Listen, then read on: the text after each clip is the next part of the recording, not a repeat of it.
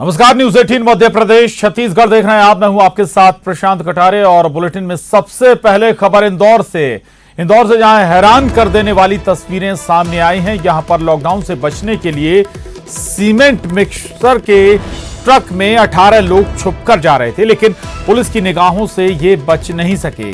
बताया जा रहा है कि ये सभी महाराष्ट्र से लखनऊ के सफर पर निकले थे।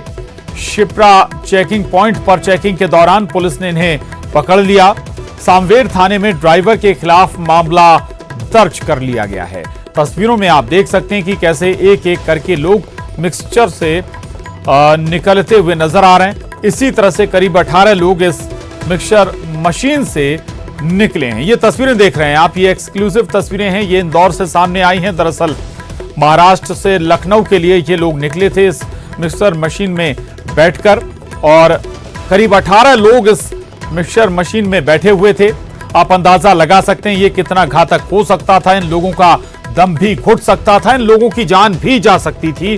बेहद घातक ये उन सभी लोगों के लिए हो सकता था जो इस मिक्सर मशीन में बैठे हुए थे, अंदर छुपे हुए थे। करीब 18 लोग इस मिक्सर मशीन में छुपकर महाराष्ट्र से लखनऊ के लिए निकले थे, लेकिन पुलिस ने चेकिंग के दौरान इन्हें पकड़ लिया। जब चेक किया तो हकीकत ये निकलकर सामने आई, एक एक कर इस मिक्सर मशीन में 18 लोग छुपे हुए थे। ये 18 लोगों की जान पर भी बन सकती थी, यहां पर दम घुट सकता था इस छोटे से चैम्बर में जिसमें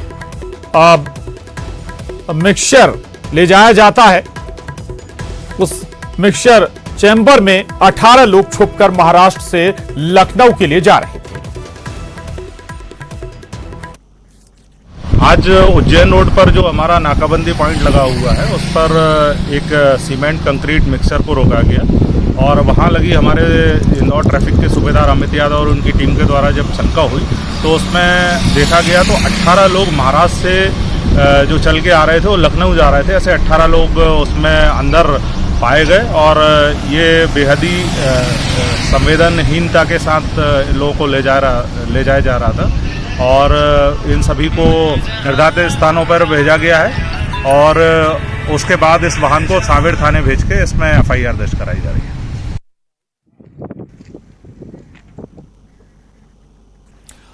और विकास सिंह हमारे साथ जुड़ गए हैं इंदौर से और जानकारी के साथ। विकास, हमने देखा है इस तरह की तस्वीरें जब दूध के टैंकर में भी लोग छुपकर एक जगह से दूसरी जगह जाने की कोशिश कर रहे थे, लेकिन यह हैरान कर देने वाली तस्वीर थी। इस मिक्सचर के चैम्बर में 18 लोग एक साथ बैठे हुए थे, अंदर थे। इनकी जान पर भी सीधे तौर पर खतरा था। विकास, बिल्कुल प्रशांत, इस जो सीमेंट मिक्सर की जो मशीन है और ये महाराष्ट्र से लखनऊ जाने के लिए इसमें 18 लोग सवार हुए थे, और बेहद घातक कदम ये इन सभी लोगों के लिए था। लेकिन इससे बड़ा दोषी जो है वो उस वाहन का चालक था जिसने 18 लोगों की जान जोखिम में डाली। उन सभी लोगों को सफर करवाने के लिए राजी हो गया। संभवतः वो एक मोटे मुनाफे के लिहाज से इन सभी लोगों को बैठा कर ले जा रहा था। लेकिन इससे एक और बड़ी चीज यह भी है कि महाराष्ट्र से लेकर के इंदौर तक का सफर उन्होंने तय कर लिया, लेकिन रास्ते में किसी चेकिंग पॉइंट पर वो नहीं पकड़ेगा। लेकिन इंदौर पुलिस पिछले काफी दिनों से मुस्तैदी से अपना काम कर रही है। ये छिपरा चेकिंग पॉइंट जो है, यहां पर अब तक 1000 से अधिक लोगों को, ऐसे लोगों को पकड़ा जा चुका है जो लोग वाहनों में छुपकर यहां से सफर करने की जुगत में बैठकर रवाना होते हैं, लेकिन वो सभी लोग इंदौर के छिपरा चेकिंग पॉइंट पर पकड़ जाते हैं। हालांकि ये जो वाहन चालक है, उस वाहन चालक को वाहन के साथ में सामवेर थाने पर इंदौर की ट्रैफिक पुलिस ने भेज दिया, और वहां पर जो वाहन चालक है उसके खिलाफ मुकदमा भी दर्ज किया जाएगा और वाहन भी जब्त होगा। लेकिन बेहद घातक कदम ये उन सभी लोगों के लिए। लेकिन हैरत की बात यह भी है कि आखिर ये जो लोग हैं, इन सभी लोगों को अपने घर जाना है, इनके पास कोई ऑप्शन नहीं है। संभवतः इसी वजह से इन्होंने ये एक घातक कदम अपनाया, और उसी के माध्यम से सभी जाने वाले थे। लेकिन इंदौर पुलिस ने इन्हें वहां से वाहन से बाहर निकाला। उसके बाद एक रिसोर्ट में सभी लोगों को ठहराया जहां पर इनकी स्क्रीनिंग की जाएगी। उसके बाद इनके भेजने का इंतजाम किया जाएगा। प्रशांत, तो ये मामला दरअसल इंदौर का है, शिप्रा चेकिंग पॉइंट, जहां पर एक मिक्सचर मशीन जिसे रोका गया, और इस मिक्सचर मशीन के चैम्बर में 18 लोग बैठे हुए थे। गनीमत थी कि ये सभी सुरक्षित हैं, और अब पुलिस ने इन्हें रोककर इनकी मेडिकल चेकअप की व्यवस्था कराई, इनके खाने पीने की भी व्यवस्था कराई गई है। अगली खबर का रुख करें। अगली खबर शिवपुरी से, जहां लापरवाही की हद हो गई है। लोगों को कोरोना का डर नहीं है, यहां पर छूट पर लोगों ने लूट ही मचा दी। और इतना ही नहीं, समाजसेवी महामारी से बचने के उपाय बता भी रहे हैं। और साबुन की पेटियां लेकर ये जो सोशल वर्कर हैं ये पहुंचे हुए थे। अब आपको बता दें कि लॉकडाउन की यहां पर खुलेआम धज्जियां उड़ती हुई भी नजर आई हैं। ये एक्सक्लूसिव तस्वीरें भी देख रहे हैं आप, शिवपुरी से ये तस्वीरें सामने आई हैं। सोशल वर्कर यहां पर पहुंचे हुए थे साबुन लेकर, लेकिन उनकी भी लूट मच गई। सोशल डिस्टेंसिंग ही लोग भूल गए, खत्म कर दिया, भूल गए कि कोरोना का खतरा अभी टला नहीं है। ये देखिए आप, महिला, बच्चे, जवान सब यहां पर मौजूद हैं और सोशल डिस्टेंसिंग का किसी भी सूरत में पालन होता हुआ यहां पर नजर नहीं आ रहा है। शिवपुरी का ये मामला है और दरअसल यहां पर समाजसेवी महामारी से बचने के उपाय बताने के लिए पहुंचे थे। साबुन की पेटियां लेकर ये लोग पहुंचे हुए थे और साबुन देखकर ही लोग टूट पड़े। हालांकि लोगों को बांटने के लिए ही ये साबुन सोशल वर्कर्स के जरिए ले जाए गए थे, लेकिन देखिए आप, इन साबुन को हासिल करने के लिए ही लोगों में कैसे लूट मच गई। और जिसका खतरा यानी कि कोरोना वायरस का खतरा सबसे ज्यादा देश भर में इस वक्त है और इससे अगर बचाव हो सकता है तो उसका एक बड़ा तरीका सोशल डिस्टेंसिंग ही है। लेकिन यहां पर सोशल डिस्टेंसिंग का ही ख्याल नहीं रखा गया।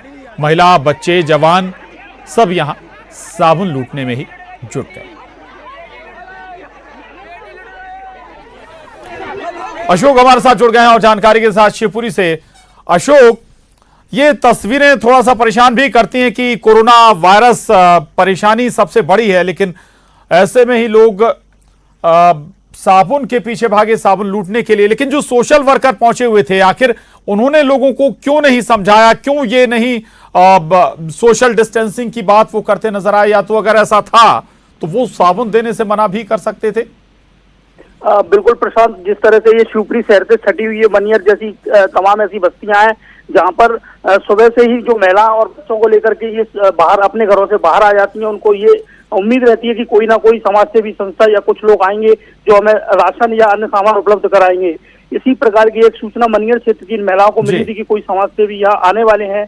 उस सूचना पर ये बड़ी संख्या में वहां पर बिना सोशल डिस्टेंसिंग का पालन किए वह एकत्र हो गई और जैसे ही वहां ये कार आकर के रुकती है जिसमें साबुन की कुछ पेटियां थी, तो वो न समाज सेवी गाड़ी से उतर भी नहीं पाया था, उससे पहले ही गाड़ी में से लोगों ने ये पेटियां लूट ली और अपने आप बंदरवाट का कर लिया। और उसके बाद पूरी तरह से यहाँ पर सोशल डिस्टेंसिंग की धज्जियां उड़ी हुई मिली। ये जो तस्वीरें न सिर्फ चौंकाने वाली हैं बल्कि निश्चित रूप से ये कहीं ना कहीं ये पूरे महकमे को संकट में डाल सकती हैं।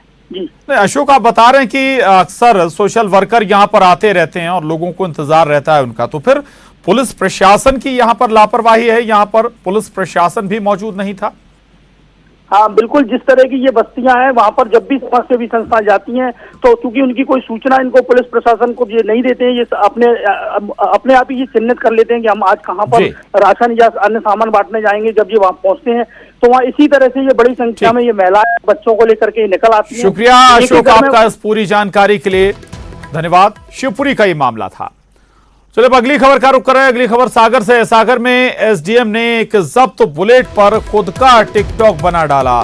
बुलेट से उन्होंने मंडी प्रांगण का राउंड भी लगाया, स्टाफ के लोगों से खुद का वीडियो भी बना डाला। देवरी एसडीएम की हीरोगिरी वीडियो में कैद हुई है। लॉकडाउन के उल्लंघन करने पर यह गाड़ी जब्त की गई थी और जो वीडियो एसडीएम महोदय ने बनाया इस बुलेट पर, वो वीडियो भी अब वायरल हो रहा है सोशल मीडिया पर। देवरी में पदस्थ हैं एसडीएम आरके पटेल और ये देखिए आप, महोदय ने एसडीएम महोदय ने जब्त की गई बुलेट पर ही खुद का वीडियो बना डाला। टिकटॉक वीडियो ये और सोशल मीडिया पर वायरल भी हो गया है।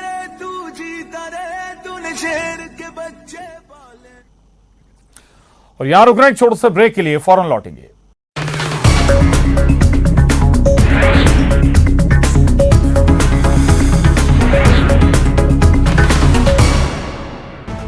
छत्तीसगढ़ प्रदेश कांग्रेस अध्यक्ष मोहन मरकाम का एक बड़ा बयान सामने आया है जिसमें उन्होंने कहा है कि पार्टी कार्यकर्ताओं की उम्मीदें टूटने नहीं देंगे और निगम मंडलों में लॉकडाउन खत्म होने के बाद तुरंत नियुक्ति की जाएगी। उन्होंने कहा कि संगठन की तरह निगम मंडलों में भी जल्दी नियुक्ति कर दी जाएगी, बस लॉकडाउन खत्म होने का इंतजार है।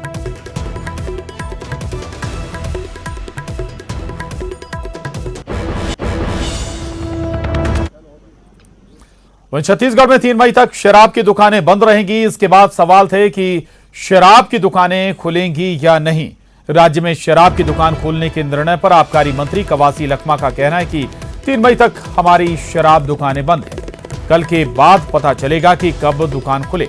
जनता की बहुत मांग आ रही है, लेकिन हम जल्दबाजी नहीं करेंगे। 4 मई को सबसे बात करके फैसला लेंगे कि कब खोलना है।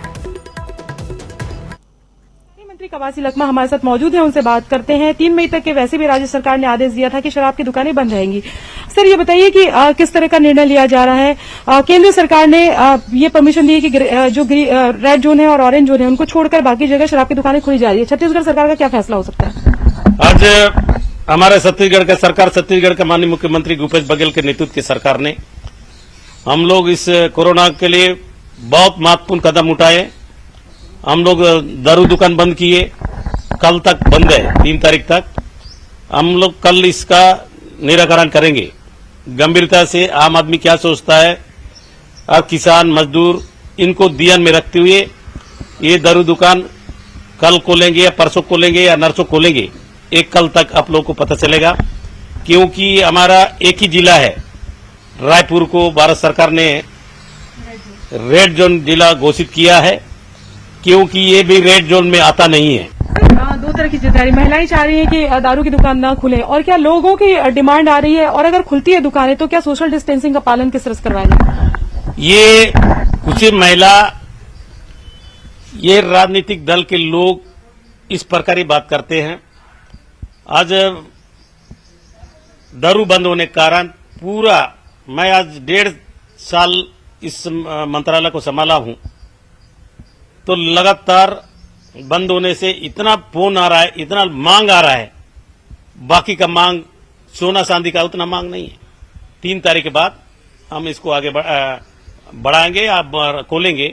और भारत सरकार भी गाइडलाइन है खोलने का, जहां जहां हमारे बस्तर हो, सरगुजा हो, चाहे जहां एक भी केस कोरोना नहीं आया है, उधर जरूर खोलेंगे। तो ये है आबकारी मंत्री कवासी लखमा। उनका कहना है कि लोग लगातार फोन कर रहे हैं और उनका कहना है कि सरकार जो है वो लगातार इस पर मंथन करेगी और उसके बाद में डिसीजन ये होगा कि कब शराब की दुकान खुलेगी। कैमरा पर्सन राजेंद्र के साथ ममता लांजीवाल, न्यूज 18 छत्तीसगढ़, रायपुर। और बड़ी खबर, न्यूज 18 के मैनेजिंग एडिटर अमीश देवगन को फोन के जरिए धमकी दी गई है। मिडिल ईस्ट से फोन किया गया और धमकी दी गई है। और हालांकि इसके उलट ट्विटर पर अमीश देवगन को भारी समर्थन मिल रहा है। सोशल साइट्स पर ट्विटर पर सपोर्ट अमीश देवगन लगातार ट्रेंड कर रहा है। दरअसल कल आर पार प्रोग्राम में एआईएमआईएम नेता ने न्यूज 18 के मैनेजिंग एडिटर अमीश देवगन को धमकी दी थी। आर पार देश का नंबर 1 डिबेट शो है और इसी दौरान, चर्चा के दौरान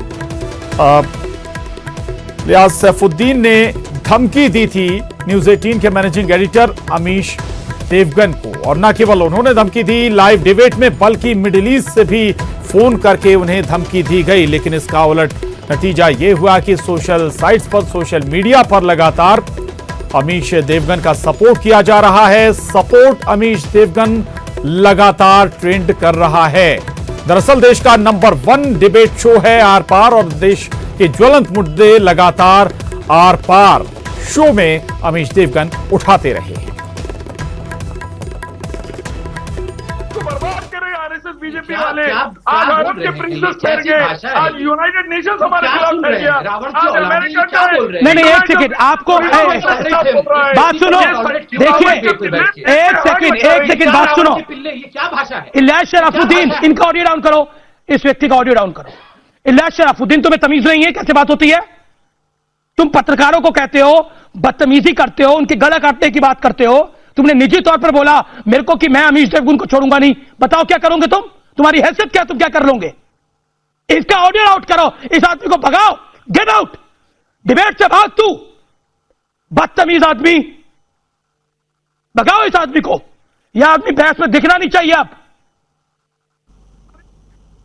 और आपको ये भी बता दें, इसी डिबेट शो में बीजेपी प्रवक्ता संबित पात्रा भी मौजूद थे और अब न्यूज 18 हिंदी के मैनेजिंग एडिटर अमीश देवगन को धमकी मिलने के बाद बीजेपी नेता संबित पात्रा ने भी ट्वीट किया है। वो अपने ट्वीट पर लिखते हैं, अमीश देवगन जी, कल से आपको डराया और धमकाया भी जा रहा है क्योंकि आपने एआईएमआईएम के पार्षद के गुंडागर्दी को एक्सपोज किया। यही यदि किसी तथाकथित डिजाइनर पत्रकार के साथ होता तो अभी तक अरब देशों तक गूंज चली जाती। और उन्होंने जिक्र भी किया है सोशल मीडिया पर आखिर कैसे सपोर्ट मिल रहा है न्यूज 18 हिंदी के मैनेजिंग एडिटर अमीश देवगन।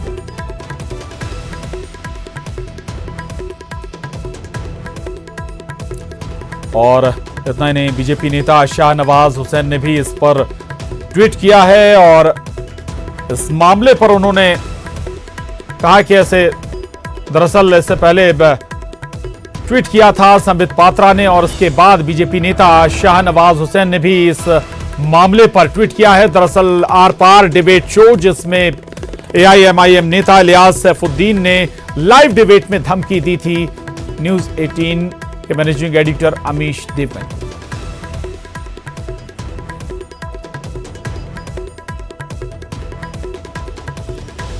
और अब इस पूरे मसले पर अलग अलग प्रतिक्रियाएं भी आई हैं, सुनिए। देवगन जी हमारे देश के वरिष्ठ पत्रकार हैं और वो हमेशा जातिवाद, क्षेत्रवाद, भाषावाद, तुष्टीकरण, कट्टरवाद, चरमपंथ के खिलाफ बहुत अच्छी बहस करते हैं। उनकी बहस से देश को बहुत फायदा होता है। अब उनके इस तरीके की बहस करने के बाद उनको फोन आना यह अपने आप में बहुत ही खतरनाक है। जिस व्यक्ति ने फोन किया है उसको पकड़ना चाहिए और उसका narco polygraph brain mapping test होना चाहिए। देश को पता चलना चाहिए कि जिसने भी फोन किया है, जिसने भी मीडिया को धमकाने की कोशिश किया है, जिसने एक वरिष्ठ पत्रकार को धमकाने की कोशिश किया है, वो किसके इशारे पे काम कर रहा है। वो किसी जमात का मेंबर है, किसी पीएफआई जैसे संगठन का मेंबर है, या किसी नेता के इशारे पे उसने फोन किया है, या खुद अपनी इच्छा से फोन किया है। मुझे लगता है इसकी गंभीरता से जांच होनी बहुत जरूरी है। समर्थन करना या विरोध करना ये लोकतंत्र की खूबसूरती है और हमारा डेमोक्रेटिक राइट्स है। लेकिन अगर किसी के विचार से हम सहमत नहीं हैं या किसी पत्रकार को हम पसंद नहीं करते हैं तो उसे धमकी देना ये निंदनीय है। अमीश देवगन को जो धमकी मिली है मैं उसकी घोर निंदा करता हूँ। कानून के नज़रिए से भी यह अपराध है और मैं भारत सरकार से मांग करता हूँ कि उन फ़ोन कॉल्स की उच्च स्तरीय जांच की जाए और अमीश देवगन की सुरक्षा व्यवस्था सुनिश्चित की जाए। अमीश देवगन जो कि मैनेजिंग एडिटर हैं टीवी 18 ग्रुप के, कल उनको ओवैसी की पार्टी एआईएमआईएम के एक नेता ने टीवी पर धमकी दी और अब उनको मिडिल ईस्ट से जान से मारने की धमकियां आ रही हैं। ये बड़ा ही दुर्भाग्यपूर्ण है। ऐसी व्यवस्था के लिए इस देश में कोई जगह नहीं है। डेमोक्रेसी के बाद सबसे बड़ा पिलर जो है वो हमारा मीडिया है और अमरीश देवगन जैसे हमारे एक ऐसे पत्रकार जिन्होंने हमेशा बेबाकी से अपनी बात कही और देश की बात करी, जहां हम इसकी पूर्ण जोर शब्दों से निंदा करते हैं, वहीं मैं दिल्ली पुलिस से आग्रह करता हूं अमीश देवगन जी को एडुकेट सिक्योरिटी भी प्रोवाइड की जाए और जो लोग इसके पीछे हैं वो एआईएम के नेता भी और कौन कौन इसके और पीछे उनके सबके खिलाफ कार्रवाई की जाए, उनके ऊपर मुकदमा दर्ज करके और इस साजिश को बेनकाब किया जाए। कोरोना काल के बाद आज छत्तीसगढ़ के पीडब्ल्यूडी मंत्री ताम्रध्वज साहू ने अपने विभाग की बैठक ली, जिसमें प्रदेश भर में चल रहे पीडब्ल्यूडी के कामों की समीक्षा की गई और उनकी मौजूदा स्थिति पर भी चर्चा हुई। इस बैठक में विभाग के सभी प्रमुख अधिकारी शामिल रहे। मंत्री निवास पर हुई इस बैठक में साहू ने अधिकारियों को जरूरी निर्देश भी दिए।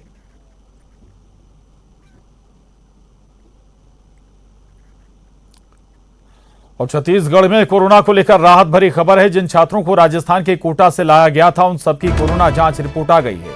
इन सभी की जांच रिपोर्ट नेगेटिव आई है। गौरतलब है कि कोटा से प्रदेश के अलग अलग जिलों के 2252 छात्राओं को स्पेशल बस से लाया गया था। इन सभी का कोरोना टेस्ट किया गया और किसी में इसके लक्षण नहीं पाए गए।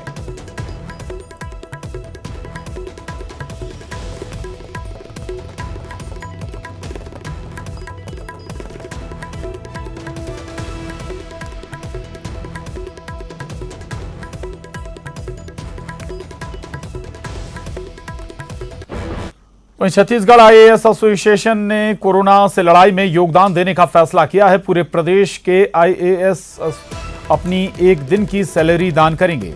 आईएएस एसोसिएशन के अध्यक्ष ने सीएम भूपेश बघेल को पत्र लिखकर इसकी जानकारी दी है।